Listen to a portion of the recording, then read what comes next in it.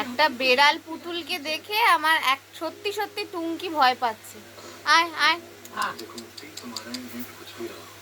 আয় আয়,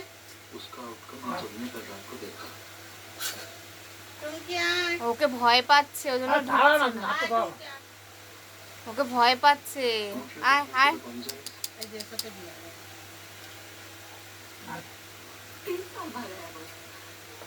तो क्या मैं बैठी रहती और मैंने उसे कभी नहीं कहा कि मैं उससे प्यार करती हूँ, मैंने कभी नहीं कहा।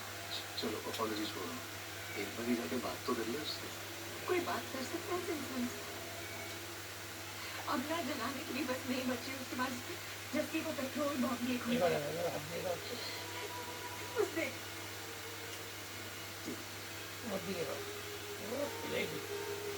तुम्हें तो खुद इस लड़की को सलाखों के पीछे डालना चाहिए। 10 साल से वही कर रहा हूँ, तो अगले 10 साल में ये दोबारा नहीं होगा, क्या गारंटी है?